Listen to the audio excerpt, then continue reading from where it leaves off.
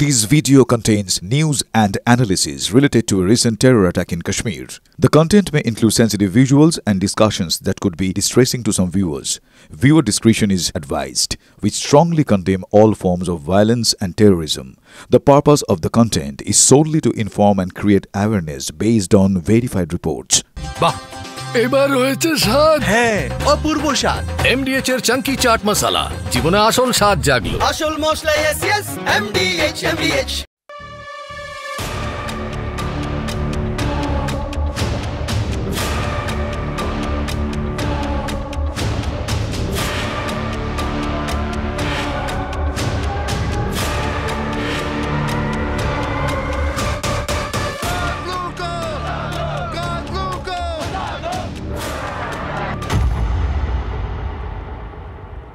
TV 9 বাংলায় স্বাগত। Hotspot নিয়ে আপনাদের সঙ্গে রয়েছে আমি শর্মিষ্ঠা। খুব চেনা একটা লাইন দিয়ে আজকের হটস্পট শুরু করব।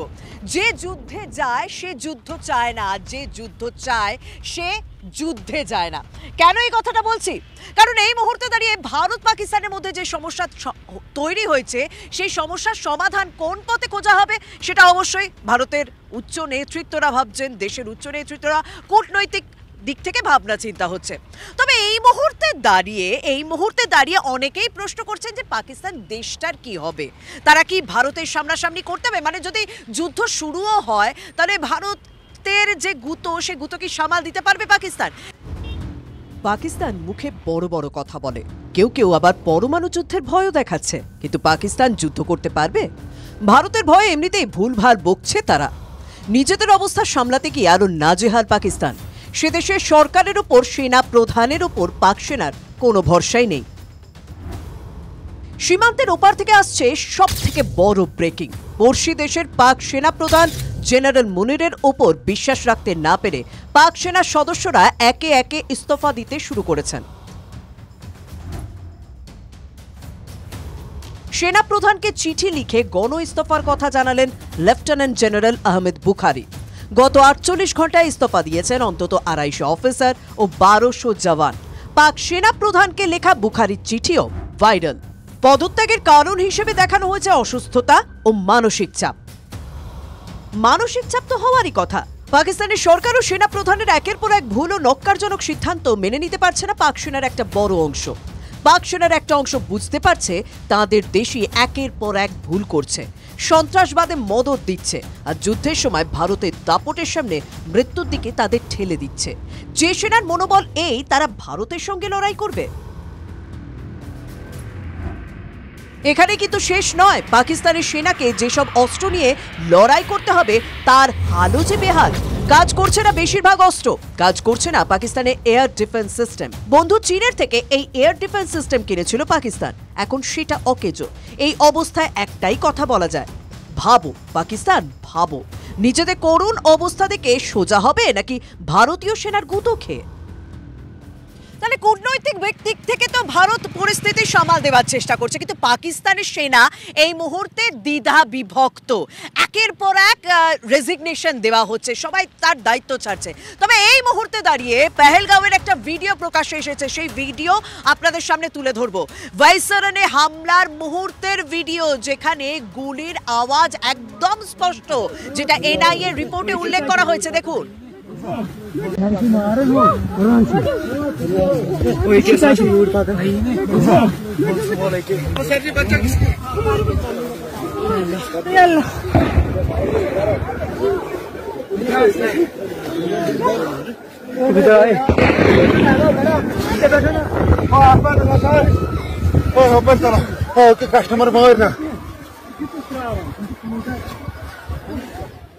শুনলেন গুলির আওয়াজটা, শুনলেন গুলির আওয়াজ স্পষ্ট। সেই রকম এই ধরনের ভিজুয়াল আমরা বারবার দেখছি এবং স্বাভাবিকভাবে পর্যটকরা তারা আতঙ্কে সিটিয়ে রয়েছেন। এবং এই মুহূর্তে দাঁড়িয়ে আমি আপনাদেরকে একটা প্রতিবেদন দেখাতে বাধ্য হব, কারণ এনআইএ ইতিমধ্যে রিপোর্ট দিয়েছে। এনআইএ রিপোর্টে স্পষ্ট কিভাবে পাকিস্তানের মদত রয়েছে, পাকিস্তানের জঙ্গি প্রশিক্ষণ রয়েছে এবং সেই জঙ্গিরা প্রশিক্ষণ নিয়ে কিভাবে কাশ্মীরে হামলা চালিয়েছে। এনআইএ রিপোর্টে ঠিক কি উল্লেখ করা হয়েছে আমার সহকর্মী আসিফ কুরেশি কাশ্মীর থেকে সেই প্রতিবেদন তুলে ধরেছেন। একবার শুনুন তার বক্তব্য।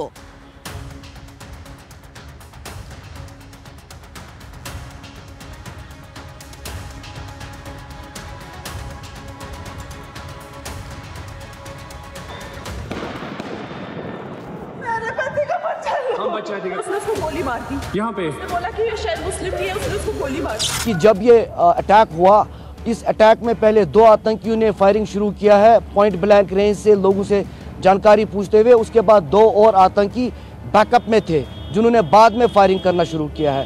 तीसरी अहम जानकारी कि इस वारदात के मौके पर एक लोकल फोटोग्राफर मौजूद था जो अपनी जान बचाने के लिए एक वहाँ दरख्त पर चढ़ गया, लेकिन उसने जो वहाँ वीडियो रिकॉर्ड किया है वो बहुत महत्वपूर्ण है जांच एजेंसियों के लिए। और फिलहाल 4 आतंकी जो हमें जानकारी मिल रही है आइडेंटिफाई किए गए हैं। তাহলে এনআইএ রিপোর্ট স্পষ্ট এবং ভিডিওতেও স্পষ্ট যে কিভাবে হামলা চালানো হয়েছে এবং যখন পাকিস্তান দেশটার কি হবে, পাকিস্তান এই যে ঘটনাগুলো ঘটানো হয়েছে তার প্রত্যুত্তর যখন দেওয়া হবে ভারতের পক্ষ থেকে, তখন পাকিস্তানের অবস্থা কি এই মুহূর্তে দাঁড়িয়ে সেটাও আপনাদের সামনে তুলে ধরলাম। তবে বারবার ইতিহাস থেকে শিক্ষা নেওয়া উচিত এই একটা কথা প্রচলিত রয়েছে, কিন্তু পাকিস্তান কি ইতিহাস থেকে শিক্ষা নিচ্ছে না? কেন এই কথাটা বলছি? কারগিলের ছবি দেখাবো। যদি যুদ্ধের কথা বলা হয়, ভারত পাকিস্তানের মধ্যে যুদ্ধের কথা বলা হয়, তাহলে তো কারগিলের প্রসঙ্গ বারবার আসবে। সেই 1999 সালে কি পরিস্থিতি তৈরি হয়েছিল কারগিলে, দ্রাস এলাকা থেকে আমার সহকর্মী জ্যোতির্ময় সেখানকার প্রতিবেদন তুলে ধরেছেন। দেখুন সেখানকার ছবি এবং সেখানকার প্রতিবেদন। মানে একটা বিষয় স্পষ্ট যে 1999 থেকেও শিক্ষা নেয়নি, যা কারণে 2025-এ দাঁড়িয়ে পাকিস্তান সেই একই ভুল করে চলেছে। আমি এই মুহূর্তে দাঁড়িয়ে রয়েছি দ্রাস সেক্টরে। এই জায়গা, এখানকার পরিবেশ, পারিপার্শ্বিক ছবি সব কিছু বলে দিচ্ছে যে কোন প্রতিকূল পরিস্থিতির মধ্যে থেকেও ভারতীয় সেনা প্রতি মুহূর্তে তারা প্রত্যাঘাতের জন্য তৈরি রয়েছে। এই যে জায়গা দেখতে পাচ্ছ সম্পূর্ণভাবে বরফে ঢাকা, আমাদের পৃথিবীর অন্যতম হাই অল্টিটিউড ওয়ারফেয়ারের মধ্যে অন্যতম জায়গা এটা।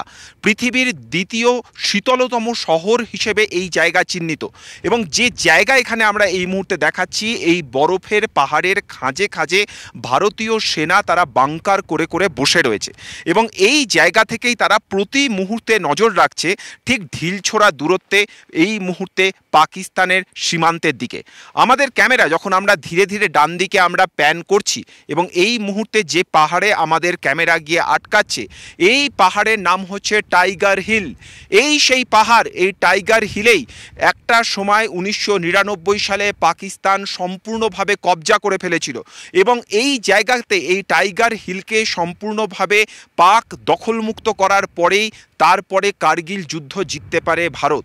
এবং সেখান থেকে যদি আমরা আরও কিছুটা ডান দিকে আমাদের ক্যামেরাকে প্যান করি, তাহলে যে জায়গা দেখতে পাচ্ছ, এই জায়গার নাম হচ্ছে টোলোলিং। এই জায়গাতে একটা সময়তে প্রথম যে খবর আমরা জানিয়েছিলাম যে 1999 সালে প্রথম মেষ পালকরা তারা এই পাহাড় পেরিয়ে সেখানে মেষ চড়াতে গিয়েছিলেন এবং এই সেই টোলোলিং সেই জায়গা যেখানে তারা পাকিস্তান সেনাবাহিনীকে প্রথম সেই জায়গায় দেখতে পেয়েছিলেন এবং মেষ পালকরা তারা এসে জানিয়েছিলেন যে সেই জায়গায় তারা পাক সেনাবাহিনীর তৎপরতা বা তাদেরকে সেখানে ঘুরতে ফিরতে দেখেছেন। এবার এই জায়গা থেকে যদি আমরা ক্যামেরা কিছুটা টিল্ট ডাউন করি, তাহলে যে জনপদ আমরা দেখতে পাবো এটা হচ্ছে দ্রাস সেক্টর। এই জায়গাতে সেই সময় কোনো সেনা ছাউনি ছিল না। মেষ পালকরা ওই ওপরের বরফ আবৃত পাহাড় থেকে নিচের এই জনপদে নেমে এসে খবর দিয়েছিল। এখান দিয়ে বয়ে যাচ্ছে দ্রাস নদী এবং এখান দিয়ে বয়ে যাচ্ছে লেহ জম্মু হাইওয়ে। এই হাইওয়ের ওপরে মূল কবজা করাই ছিল সেই সময়ের পাক সেনাবাহিনীর মূল লক্ষ্য। আজ যখন আমরা এখানে দাঁড়িয়ে রয়েছি, আমাদের চারপাশে ইতিমধ্যেই সেনাবাহিনীর যথেষ্ট তৎপরতা বেড়েছে, কিন্তু দায়িত্বশীলতার কারণে TV9 বাংলা সেই আর্মি ইনস্টলেশনের দিকে নিজেদের ক্যামেরা ঘোরাবে না। তাহলে এই মুহূর্তে দাঁড়িয়ে দেখলেন যে 1999 সালে ঠিক কি পরিস্থিতি তৈরি হয়েছিল এবং তখন যোগ্য জবাব দিয়েছিল ভারত। আর এই ঘটনাকে সামনে রেখে, পাহেলগাঁও ঘটনার সামনে রেখে একের পর এক নতুন তথ্য উঠে আসছে যে ডিজিটালি যোগাযোগ রাখা হয়েছিল এবং সেই কথাটা, ডিজিটাল যে যোগাযোগ রাখা হয়েছিল, স্যাটেলাইট ফোন ব্যবহার করা হয়েছিল, তা কোথায় করা হয়েছিল? তা পাকিস্তানের করাচির সঙ্গে ব্যবহার করা হয়েছিল। এই মুহূর্তে দাঁড়িয়ে বেশ কিছু তথ্য আপনাদের সামনে তুলে দিই, কারণ পাকিস্তানের প্রাক্তন প্রধানমন্ত্রী নওয়াজ শরীফ এই মুহূর্তে দাঁড়িয়ে ভালোই বুঝতে পারছেন যে ভারতকে টক্কর দেওয়া একটু কোথাও চাপের হতে পারে, একটু করে সমস্যার তৈরি হতে পারে, এবং তাই ভাইকে তিনি সাজেশন দিচ্ছেন যে একেবারে সরাসরি ভারতের সঙ্গে যুদ্ধে না যেতে এবং ভারতের সঙ্গে টক্কর না নেওয়ার যেমন কথা বলছেন। নওয়াজ শরীফ অনেক বেশি অভিজ্ঞ, তিনি নিজে প্রধানমন্ত্রী থাকার সময় এই কার্গিল যুদ্ধ হয়েছে, যে কার্গিল যুদ্ধের প্রেক্ষাপট আপনাদের সামনে তুলে ধরলাম, ল্যাজে গোবরে হতে হয়েছিল রীতিমতো নওয়াজ শরীফকে। তাই ভাইকে সমস্যা সমাধান করার কথা বলছেন তিনি। তবে ইতিমধ্যে দাঁড়িয়ে একটা বিষয় পরিষ্কার, পাকিস্তানের মাটিকে জঙ্গি কার্যকলাপে ব্যবহার করা হয়েছিল।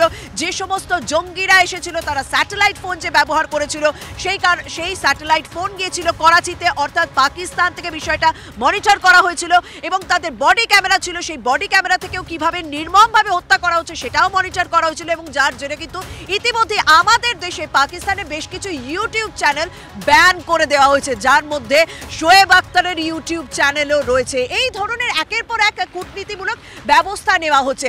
তবে এই মুহূর্তে দাঁড়িয়ে আরও একটা প্রতিবেদন আপনাদের সামনে তুলে ধরবো, সেই ছোট্ট একটা গ্রামের কথা, কার্গিলের গ্রামের কথা। সেই গ্রামটা আমার সহকর্মী জ্যোতির্ময় ঘুরে দেখেছেন। হ্যাঁ, কার্গিলের সময় 1999 সালে মেষপালকদের ভূমিকা কতটা ছিল এবং তারপর থেকে ভারতীয় সেনা ওই জায়গাটাকে কতটা গুরুত্ব সহকারে দেখেছে সেগুলো তো অবশ্যই রয়েছে।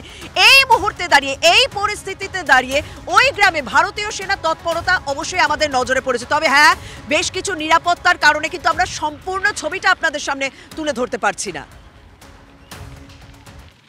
গুমরি, দ্রাস, কার্গিল, সিয়াচেন যে প্রান্তই হোক না কেন সেখানেই পৌঁছে যাচ্ছে TV9 বাংলা।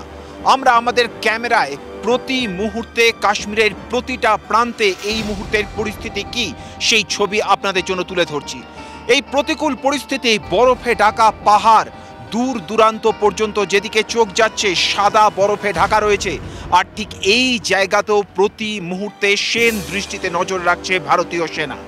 দায়িত্বশীলতার কারণেই কোথায় ভারতীয় সেনা ছাউনি রয়েছে, কোথায় ভারতের বাংকার রয়েছে, কোথা থেকে ভারতীয় সেনাবাহিনী নজর রাখছে তা আমরা কোনোভাবেই দেখাবো না। কিন্তু যে বিষয়টি এই মুহূর্তে স্পষ্ট, যে জায়গায় আমরা দাঁড়িয়ে রয়েছি, আমাদের হাতের ডান দিকের যে পাহাড়, সেই পাহাড় থেকে কিছুটা এগিয়ে গেলে পরে তারপরে রয়েছে LOC এবং স্বাভাবিকভাবেই এই জায়গা অত্যন্ত সংবেদনশীল।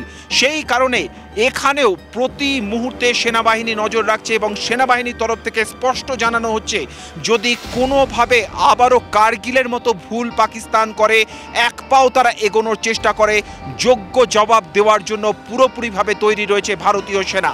স্বাভাবিকভাবেই এই মুহূর্তে যুদ্ধ প্রস্তুতি কার্যত তুঙ্গে, কিন্তু আবারও সেই একই কথা আমরা বলছি, দায়িত্বশীলতার কারণে কোনো স্ট্র্যাটেজিক লোকেশন আমরা ডিসক্লোজ করব না।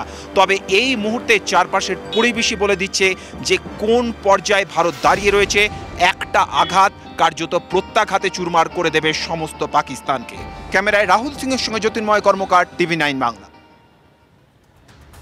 একটা আঘাত এলেই প্রত্যাঘাত আসবে, সেই প্রত্যাঘাতের জন্য কি এবার রাফালের পর মেরিন রাফাল কিনছে ভারত? মানে ইতিমধ্যেই যা খবর পাওয়া যাচ্ছে যে 63,000 কোটি টাকা খরচ করে 26টি মেরিন রাফাল কিনছে ভারত। আমরা আগেই আপনাদেরকে জানিয়েছি যে নৌবাহিনীকে তৎপর করা হয়েছে। সেক্ষেত্রে এই যে মেরিন রাফাল কিনছে এবার ভারত, কোথাও একটা প্রশ্ন উঠছে, তাহলে কি জলপথেই কি করাচিকে টার্গেট করতে চলেছে ভারত? দেখুন প্রতিবেদন।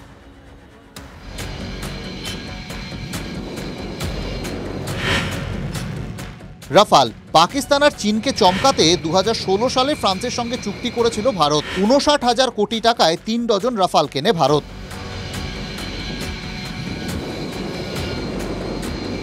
2022 সালের মধ্যে 36 রাফাল ভারতের হাতে চলে আসে। একটি স্কোয়াড্রন আম্বালা ঘাঁটিতে, অন্য স্কোয়াড্রন হাসিমারায়।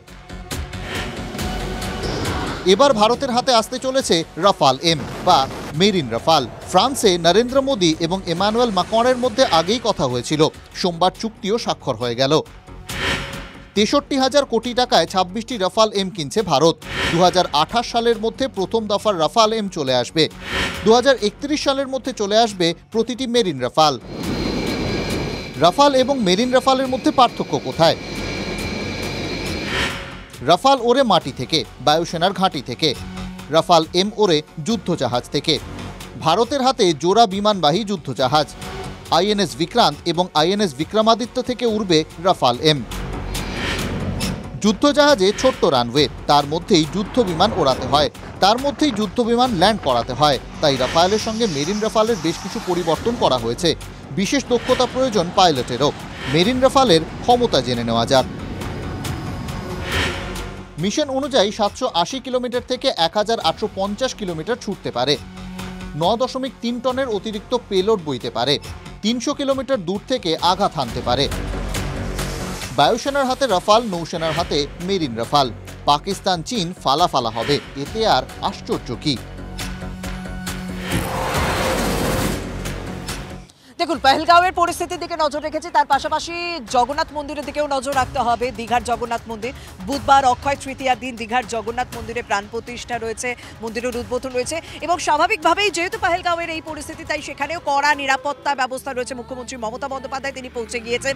আগামীকাল যজ্ঞ রয়েছে, সেই যজ্ঞের পর বুধবার প্রাণ প্রতিষ্ঠা। সাজো সাজো রব এই মুহূর্তে দীঘার জগন্নাথ মন্দিরে।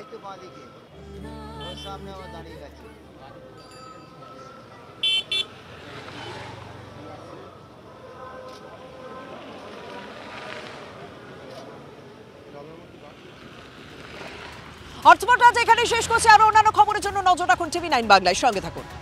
MDH চানা মশলা, এখন ছোলা হোক বা বরবটি দানা, সাদা চানা হোক বা কালো, সব রান্নাই হবে অসাধারণ। MDH